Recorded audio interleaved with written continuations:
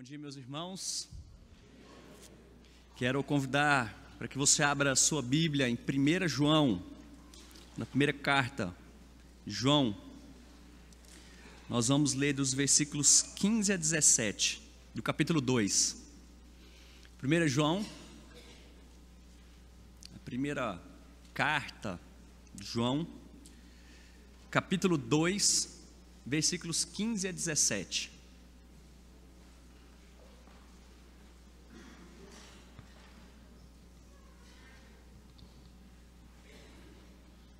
1 João 2, versículos 15 a 17. E diz assim a palavra do nosso Deus: Não ameis o mundo, nem as coisas que há no mundo. Se alguém amar o mundo, o amor do Pai não está nele. Porque tudo que há no mundo, a concupiscência da carne, a concupiscência dos olhos e a soberba da vida, não procede do Pai, mas procede do mundo. Ora, o mundo passa, bem como a sua concupiscência. Aquele, porém, que faz a vontade de Deus, permanece eternamente. Vamos orar mais uma vez? Pai amado, obrigado por Tua palavra. Obrigado porque nós podemos cantar ao Senhor, nós podemos louvá-lo, nós podemos falar contigo. E nesse momento nós podemos meditar na Tua santa e poderosa palavra. Pai, que o amor do Senhor esteja sobre nós e o nosso amor por Ti seja tão precioso e a coisa mais preciosa na nossa vida, Pai. Que nós possamos amá-lo acima de qualquer outra coisa e não permita que nenhum de nós venha amar o mundo, porque o amor do Senhor não está sobre essas coisas. Pai, ajuda-nos a entender as dificuldades que nós temos pessoais em relação ao mundo e nos livra de cair na tentação, Pai. Nos livra de amar aquilo que o Senhor odeia. Nos livra, Senhor, de tudo aquilo que tem atrapalhado o nosso relacionamento contigo. E nos ajude, Senhor, desperta desse Teu amor nosso por Ti a cada dia. Nós oramos assim, ó Pai, confiados no nome santo de Jesus. Amém. Quanto você ama a Deus? Se você pudesse, talvez, dar uma nota de 0 a 10, quanto você ama a Deus? Talvez você esteja pensando, olha, acho que eu nunca parei para pensar nisso. Eu simplesmente amo a Deus, porque Ele me amou primeiro. Eu entendo essa história de Jesus Cristo, eu amo. Mas eu nunca parei para pensar se existe um parâmetro. Como assim eu daria uma nota para o meu amor a Deus? E eu quero te mostrar e chegar ao final desse texto que existe sim um parâmetro para o tamanho do nosso amor por Deus.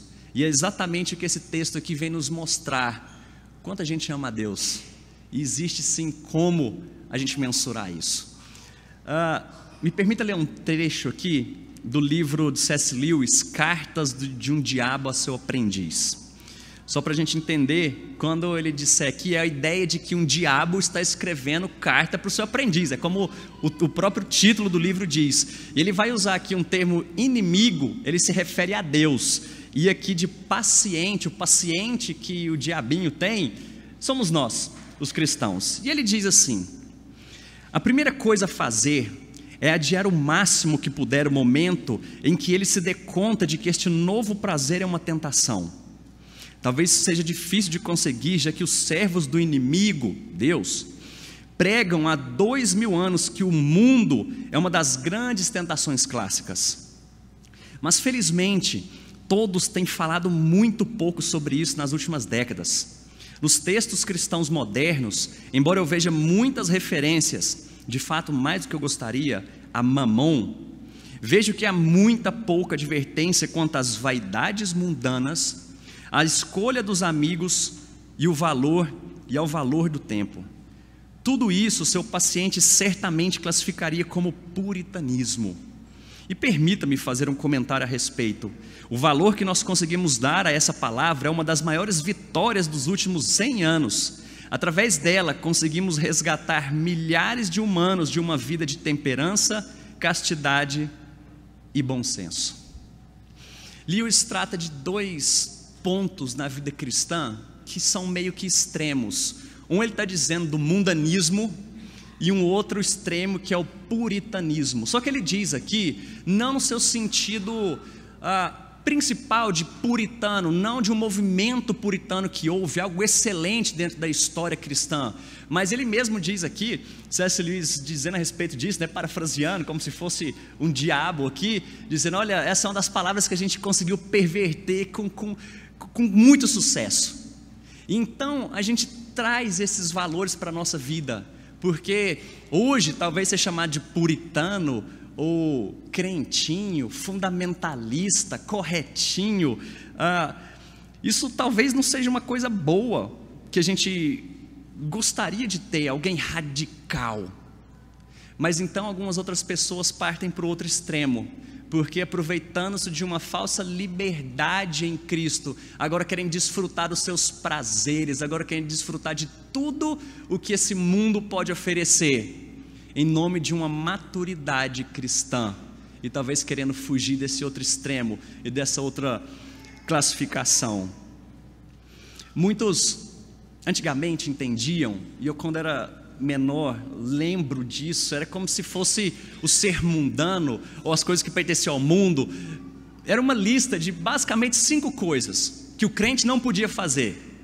Crente não bebia, não fumava, inclui não pode ver novela, ele não pode dançar, e tem que tomar muito cuidado com as músicas que ele ouve. Era um conjunto de regras, de uma listinha. Fala, se você não pratica essas coisas, se você pratica essas coisas, você é mundano. Mas agora se você está fora disso, você não é. Mas quando a gente olha para a Bíblia, quando Paulo escreve aos Colossenses, ele vai dizer, tais coisas com efeito têm aparência de sabedoria, de rigor ascético, todavia não tem valor algum contra a sensualidade.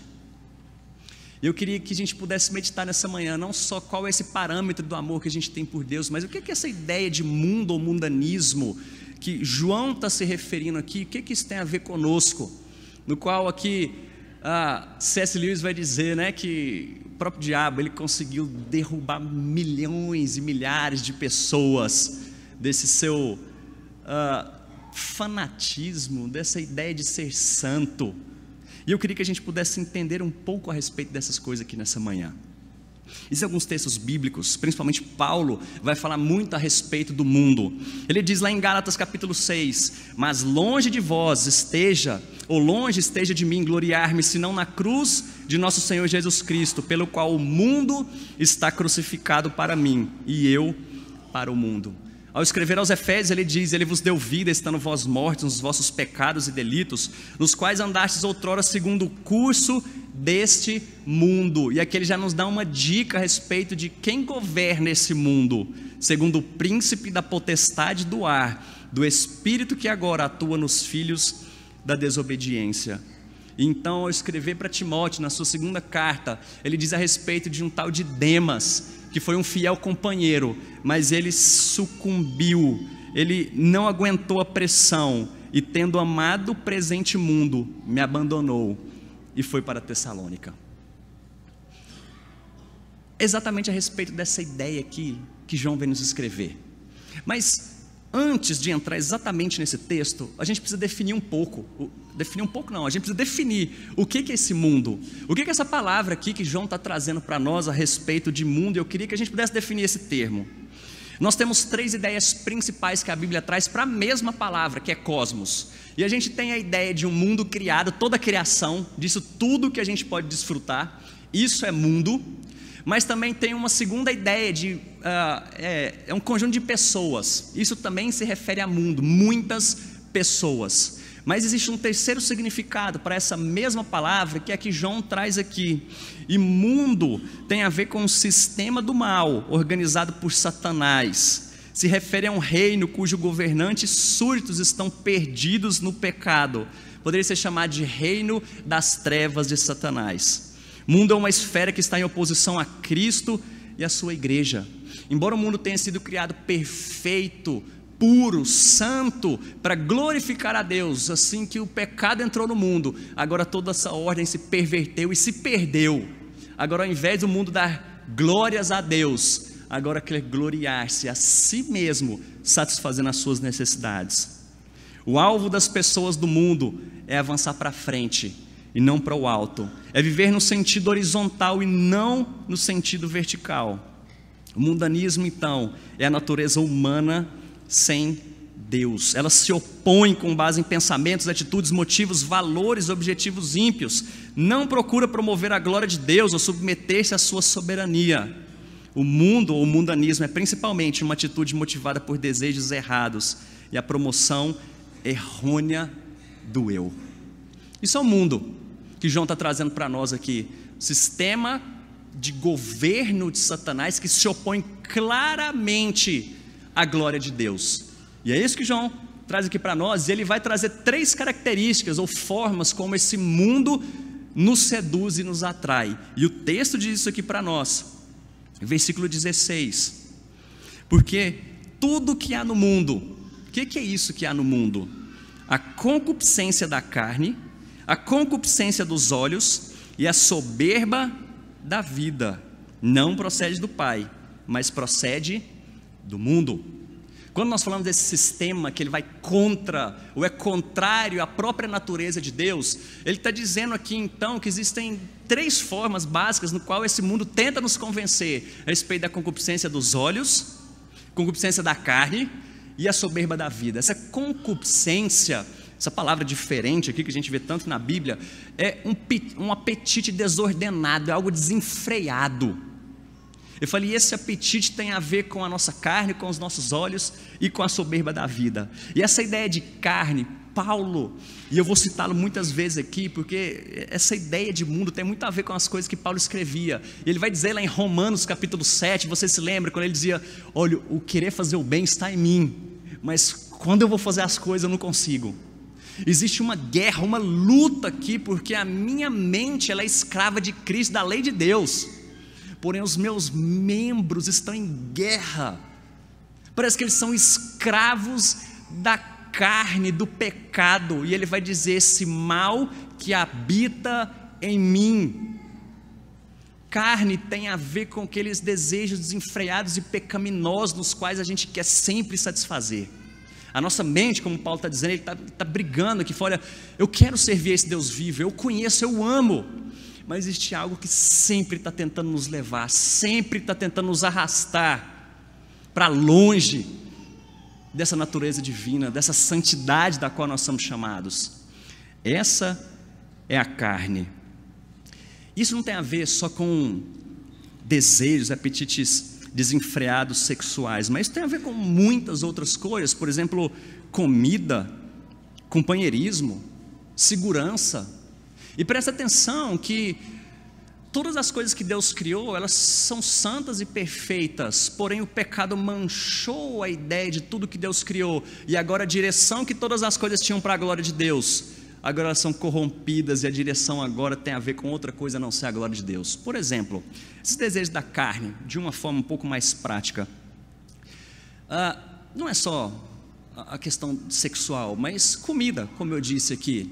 Comida é uma coisa excelente que Deus criou, e é ótimo. Deus nos criou com papilas, para a gente poder sentir cheiro, aroma, é algo bom demais comer. Mas ao invés de a gente glorificar a Deus com essas coisas, agora a nossa carne vai começar a lutar contra isso. Comer é bom, não é? É ótimo. Agora você vai poder comer desenfreadamente. Coma. Agora você precisa experimentar sabor. A gente está vivendo esse tempo do gourmet, né? Coma, aproveite. Não interessa a sua saúde, não. Deus não está por trás disso, não. Coma. E olha só a guerra que a gente tem entre o glorificar a Deus comendo e entre satisfazer simplesmente aqueles apetites carnais que a gente tem. Isso, claro, envolve área sexual, sim. Algo que Deus criou que é muito bom, que a gente pode glorificar através do ensinamento que Ele nos traz a respeito disso. Mas a nossa carne agora começa a lutar para sempre desviar o foco, não para a glória de Deus, mas para satisfazer simplesmente a minha vontade e os meus desejos.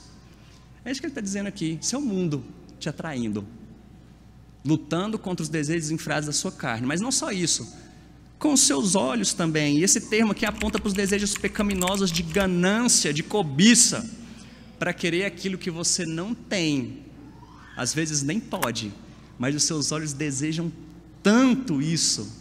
E agora, mais uma vez, essa luta, o desejo de enfrear, de ter cada vez mais. E isso leva a um terceiro ponto. Tudo isso unido aqui, ele fala a respeito da soberba da vida. Isso aqui é muito predominante no nosso coração, e é o que Deus abomina, porque a gente não pode ter uma conquista que eu agora me orgulho de mim mesmo. E eu não estou falando aqui também no sentido que, por exemplo, um filho seu tinha uma nota muito boa, eu falo assim, filho, eu estou orgulhoso de você. Mas é o orgulho de achar que o mérito é meu. Opa, tá vendo? Eu fui promovido no trabalho, eu passei naquele concurso, porque eu sou bom. Eu realmente sou muito bom. Deus caprichou na hora de me fazer, né? Porque eu... soberba da vida. Eu acho que realmente eu mereço ser salvo. Claro, olha para mim. Olha o tanto de gente podre nesse mundo aí. Deus olha para mim e não vai querer me dar salvação. Mas não só isso. É o orgulho das nossas posses também. É achar que eu mereço ter essas coisas, não é? Afinal eu trabalho tanto. E agora eu começo a me orgulhar e achar que aqueles que não têm ou que não são.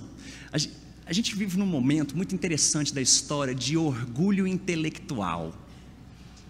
Ontem eu estava ouvindo sobre isso, gente na rádio comentando, falando assim, olha, tem gente tão bacana, orgulhosa, que fala, eu não assisto novela, sou melhor que os outros. Eu não assisto novela, mas é viciado em seriado, que para mim é só uma nuance diferente. Eu falo, não vejo novela brasileira, mas uma americana. Orgulho intelectual. Eu leio tanto, eu conheço C.S. Lewis, eu ouço os melhores pregadores que existem. Eu sou um crente melhor. Olha só, aquele coitado mal sabe ler. Acho que eu estou um pouquinho mais próximo de Deus. Afinal, eu realmente sou bom. E é tudo isso nos atraindo para fora da glória de Deus. Isso é o mundo. Eu gosto muito de definição que um certo pastor disse: mundanismo é o sistema de valores de qualquer época ou geração que faz o pecado parecer normal e a santidade parecer estranha. Se você olha para um pecado e diz, eu não faço, mas acho normal, você é mundano. Essa é a definição que nós temos aqui, a respeito do que João está querendo dizer, não ameis o mundo. Isso é o mundo que nos atrai para longe de Deus. Então, diante disso, ao firmarmos aqui essa ideia, né, de um conceito a respeito de mundo, nós vemos então que João agora vai nos trazer uma ordem expressa. Quando ele diz, versículo 15: não ameis o mundo, nem as coisas que há no mundo. Agora você sabe o que é mundo e essas coisas que há no mundo. Nós demos alguns poucos exemplos aqui, mas agora João está dizendo, não ameis o mundo, nem as coisas que há no mundo. Talvez seja algo muito parecido que Jesus diz em Lucas 16:13, quando ele diz, você não pode servir a Deus e ao dinheiro. A ideia é de mamão, né? Você não pode servir a dois senhores. Ele não está dizendo, olha, você não deve, viu? Ele simplesmente está dizendo, você não pode, é impossível você servir a dois senhores. Você serve um ou serve outro. E agora João está dizendo, não amem o mundo. Ele não está dizendo, olha, vocês não devem amar o mundo, tá bom? Porque, né, Deus vai ficar chateado. Ele falou, não, vocês não amem o mundo, porque é impossível você amar a Deus e amar ao mundo. A ideia de estar no meio do muro, pecar, pelar, isso é impossível. Você não pode aproveitar um pouco dos dois, porque ou você está amando um, ou você está amando ao outro. E agora ele diz, não amem o mundo. É interessante essa história aqui, essa ideia de amor, porque quando a gente olha para Paulo novamente aqui, em 1 Coríntios 13, quando ele vai falar a respeito do amor, nós entendemos e aprendemos que amor não tem a ver com sentimento. Você falar que ama alguém não tem a ver simplesmente com sentimentos, mas tem a ver com atitudes, com o compromisso que você tem com essa pessoa. Não adianta nada alguém falar que te ama e por trás, nas costas, fala mal de você. Você fala, poxa, que discurso é esse? Agora, mesmo que essa pessoa não fale que te ame, mas ela te honra, te respeita, ela tem atitudes na qual você fala, olha, eu me sinto muito amado por essa pessoa. Isso é o amor. E agora o que João diz, não amem o mundo, é a história de não se envolvam, não tenham seu comprometimento com o mundo, não tenham as atitudes da sua vida voltadas para o mundo. E as tentativas cristãs de combater o mundanismo, muitas vezes elas mudaram para a direção oposta, né, que é a retirada do mundo. Tem um caso de um homem chamado Simon, o estilita, não é estilista não, eu não vou falar estilista, é estilita, Simon, homem que aos 16 anos se tornou pastor, e aí ele foi para uma comunidade monástica, aí foi expulso de lá, ele foi viver como ermitão. Então ele diz, olha, eu não quero mais amar o mundo, o que eu vou fazer? Eu vou viver numa tenda no meio do deserto. Ele passou alguns anos lá isolado, separado, inclusive nesse período de quaresma, ele passou todos os dias sem comer e sem beber, se dedicando exclusivamente à palavra. E aí a fama dele começou a crescer, e as pessoas começaram a ir lá atrás dele, querer consultá-lo, querer que ele desse conselhos. Então o Simon falou assim, olha, não está legal isso aqui não, vocês estão atrapalhando minha vida com Deus, eu vou para um alto de uma montanha. Ele sobe lá então e vive agora dentro de uma barraca pequenininha, em pé. Falei, agora sim. Mesmo assim não adiantou, as pessoas foram atrás de Simon. Ele falou, agora sim. Ele constrói uma torre de 15 metros de altura e passa 36 anos da sua vida no alto dessa torre. Somente os seus discípulos que subiam para levar comida, mantimento, mas ele passou lá 36 anos. E eu duvido que esse tipo de vida que João está dizendo aqui, não ameis o mundo, não é esse isolamento. Mas antes de falar como então que a gente deve viver, não ame o mundo, e João vai trazer ao apóstolo, sabe como é que vocês devem viver então? Mas antes de fazer isso, ele vai dar alguns motivos pelos quais a gente não deve amar o mundo. Ele vai dizer, versículo 15: se alguém amar o mundo, o amor do Pai não está nele. E ele vai dizer depois, versículo 16, porque tudo que há no mundo, essas concupiscências, lá no final, não procede do Pai, mas procede do mundo. E o terceiro motivo, versículo 17, ora, o mundo passa, bem como a sua concupiscência. 3 motivos que João vai dizer aqui para nós, por que a gente não deve amar o mundo. Primeiro, porque o amor do Pai não está nele. Aquele que ama o mundo, o amor do Pai não está nele. E nós sempre falamos muito a respeito do amor do Pai, isso é bom. Deus não amou o mundo de tal maneira que deu seu Filho. A gente entende e compreende o amor de Deus, mas existe o contrário dessa história, o contrário do amor. É uma ideia que é meio indigesta da gente falar, mas o amor de Deus também envolve o contrário, envolve a ira, envolve o ódio de Deus. Não esse ódio mesquinho e pecaminoso que a gente tem, mas é tudo aquilo que vai contrário à sua santidade, Deus odeia. E a gente tem alguns textos que falam a respeito disso. Provérbios 6,16, 6 coisas o Senhor aborrece, a 7ª sua alma abomina, Deus odeia. Salmo 5,5, os arrogantes não permanecerão na tua vista, odeias ou aborreces a todos que praticam a maldade. Salmo 11,5, o Senhor põe à prova ao justo e ao ímpio, mas ao que ama a violência, a sua alma o abomina, sua alma odeia. Sabe essa história de que Deus odeia o pecado, mas ama o pecador? Em certo sentido isso é verdade, porque nós somos pecadores e Deus nos amou. Mas esse texto está dizendo aqui que isso aqui, pelo outro lado, não é verdade não. Deus odeia o pecado e Deus odeia o pecador. A sua alma abomina o pecador. Então quando a gente vê João dizendo aqui, não amem o mundo, porque se alguém amar o mundo, o amor do Pai não está nele. Sabe o que está nele? Se não é o amor, é o ódio, é o juízo, é a ira de Deus sobre essa pessoa. Mas não só isso. Ele diz aqui que tudo que há no mundo não procede do Pai. Se você ama o mundo e essas coisas não têm a ver com o Pai, adivinha quem você está servindo? Se isso não procede do Pai, procede do príncipe deste mundo, Satanás. E por fim ele diz, o mundo passa, bem como a sua concupiscência, os seus desejos. Tudo isso vai passar. Tudo isso passa. se você tem lutado simplesmente para adquirir bens, para desfrutar dos seus prazeres, para se alegrar no que a sua carne tem dito, nos seus olhos tem visto, tudo isso vai passar. E esse passar aqui não simplesmente tem a ver, vou embora mesmo, né? Acabou. Mas tem a ver o passar quando Jesus voltar e você estiver diante dele ter que prestar contas. E aí? Como que vai ser essa história? Lembro-me de uma história, eu acho que já contei aqui, de Alexandre o Grande, que ele enviou um exército para uma batalha, e dias depois volta um menininho lá, um adolescente, com alguns outros guardas, falou: olha, esse menino aqui, ele desertou, ele saiu correndo, ele não aguentou a guerra não, e o menino em pranto, chorando. Então esse moleque aqui, Alexandre, dá um jeito, porque esse menino fugiu.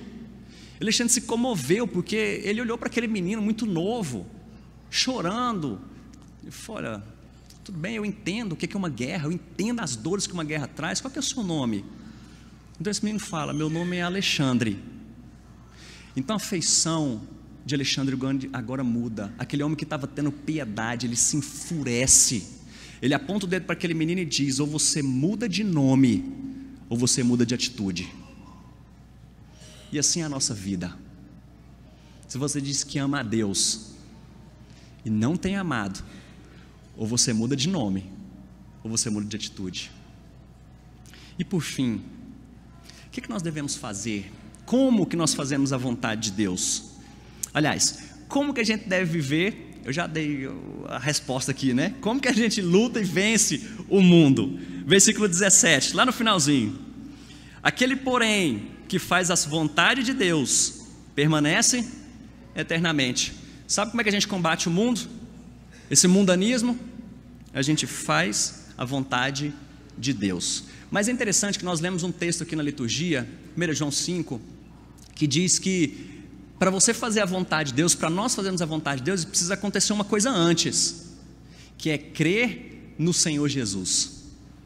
Primeira coisa, para a gente fazer a vontade de Deus, é preciso crer no Senhor Jesus como seu Senhor e como seu Salvador. É crer que Ele é realmente o Filho de Deus, que foi enviado, se fez carne, habitou entre nós, morreu naquela cruz e ressuscitou. É assim que a gente consegue fazer a vontade de Deus. Mas não só isso. Quando a gente vai para alguns outros textos, eu vou citar aqui Paulo novamente, quando ele diz em 1 Tessalonicenses capítulo 4, pois esta é a vontade de Deus, a vossa santificação. E depois ele ainda diz, versículo 7, porquanto Deus não nos chamou para a impureza, e sim para a santificação. Sabe o que é fazer a vontade de Deus? Se santificar. É conhecer a vontade dEle revelada através dessa palavra. É assim que a gente consegue amar a Deus, conhecendo, nos santificando. Mateus 16, 24, Jesus vai dizer: se alguém quer vir após mim, a si mesmo se negue, tome a sua cruz e siga-me. Eu acho que é por isso que a gente é tão ineficaz no evangelismo pessoal no nosso dia a dia. Não quando a gente sai aí em missões, né? Porque lá a gente veste uma máscara bacana. É joia a gente falar de Cristo. Mas no nosso dia a dia, a gente é tão ineficaz porque a gente se parece tanto com o mundo que não faz diferença nenhuma falar a respeito de Jesus Cristo. Queria fazer algumas perguntas finais para você pensar. Se você ama a Deus ou tem amado o mundo, o que você procura com mais fervor? A riqueza e as honras do mundo, ou as riquezas da graça e a aprovação de Deus? O que mais causa tristeza para você? Uma perda temporal ou uma ruptura em sua comunhão com Deus? O que mais domina sua mente? Pensamentos e esquemas após avanços mundanos, ou resoluções e esforços para crescer na graça e no conhecimento do Senhor? O mundo exerce uma atração sobre todos nós como um suposto tesouro que vale a pena conquistar e possuir. Desse modo, o mundo e Deus se oferecem como tesouros alternativos. Se Deus fosse tudo para nós, o mundo nada valeria. Mas o contrário também é válido. À medida que nós valorizamos e amamos o mundo, nós nos tornamos inimigos de Deus. Minha palavra final agora, para realmente terminar. Alguns versos antes aqui, desse capítulo 2, versículo 15, versículos 13, diz assim: Pais, eu vos escrevo porque conheceis aquele que existe desde o princípio. Jovens, e a minha palavra é para você agora, eu vos escrevo porque tendes vencido o maligno. E no finalzinho do versículo 14: Jovens, eu vos escrevi porque sois fortes e a palavra de Deus permanece em vós, e tendes vencido o maligno. Vocês têm de fato vencido o maligno? Pais, minha palavra é para vocês também, não só de forma pessoal, mas qual o maior desejo da sua vida para o seu filho? É alcançar honras nesse mundo? Ser vitorioso no curso, ser bem-sucedido e rico? Ou independente do que ele faça, que ele dê glórias ao Senhor? Porque muitos pais têm dedicado a sua vida a entregar de bandeja seus filhos ao mundo, e depois vem reclamar. A quem você tem amado? Ou para a gente terminar, quanto você ama a Deus? Padrão para a gente saber e dar uma nota de 0 a 10 é o quanto você odeia o mundo. Isso é o quanto você ama a Deus. Deus possa nos ajudar a pensar e refletir nessas coisas. Essas coisas vão passar, gente. A gente vai prestar contas diante dele. Todos nós possamos estar preparados para esse grande dia.